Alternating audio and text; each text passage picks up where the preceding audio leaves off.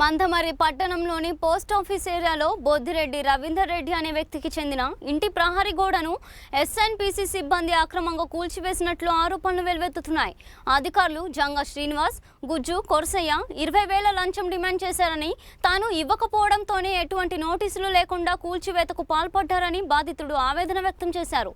ఉన్నతాధికారులు స్పందించి విచారణ జరిపి తనకు న్యాయం చేయాలని ఆయన విజ్ఞప్తి చేశారు. నువ్వు చేసినా చేయండి. ఎవరికి ఇప్పుడు ఈయన బేరం పెట్టకపోతేనే కాదన్న కూలగొట్టేది. ఇప్పుడు అదే పైసలు ఇస్తే సప్పుడే కూకుండు కదా ఆయన. అవును ఉన్నదే, మీరు ఏం చేస్తారు? ఎస్ఎన్పిసి వాళ్ళు అన్ని ఉన్నాయి మాకు. Okay right. నువ్వు టీస్మేట్ వేసినా నీకు మళ్ళా కట్టిస్తా, మళ్ళీ రూపాయగానే ఉంటావు చూడు. నువ్వు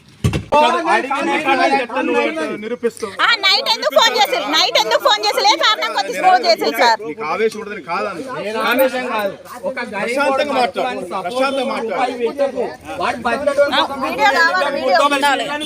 అది రిపోర్ట్ పోయింది, వచ్చారు చేసిన ఇప్పుడు ఆ రిపోర్ట్ ఎవరు ఇచ్చారు? అది పోయి కనుక్కోండి. అక్కడ మా మీద ఉండటం వల్ల లాభం ఉంది. ఇంటిమేషన్ ఇచ్చారు. ఇది కూలగొట్టేది ఇంటిమేషన్ ఇరండి.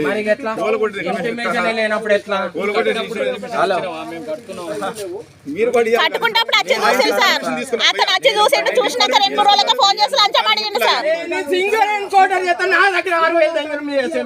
ఎవరు చూపి ఎందుకని పొట్ట మీద కొట్టాలి? బల్ల కింద చేయి పెట్టి బతికేటోడే ఉన్నాడు. నేను ఇచ్చిన నేను కట్టే వేస్తుంది.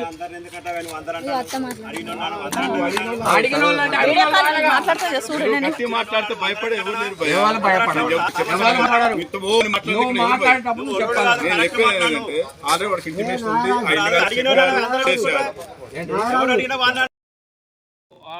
మీరు డిస్మేటల్ చేస్తారా?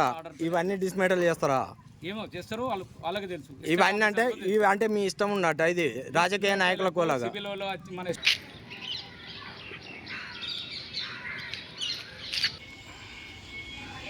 ఇవన్నీ నాల మీద తెచ్చిన చూపెట్టిన, అది ఫోటో తీసుకున్నాడు.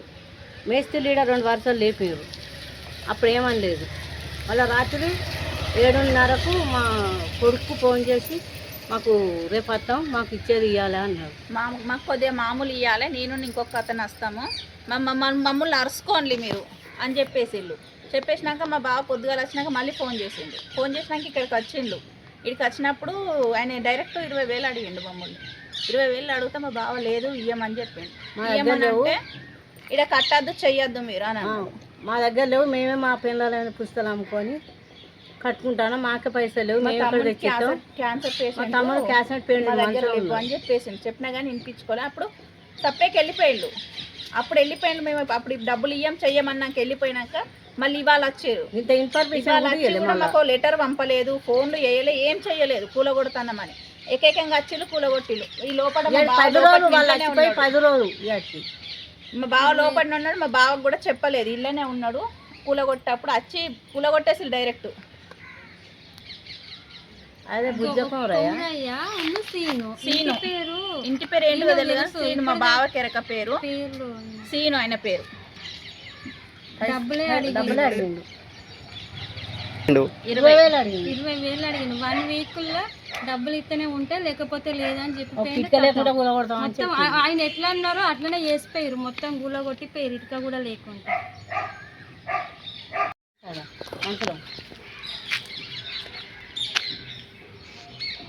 మేము కూలి పని చేసుకొని బతికేటోళ్ళం.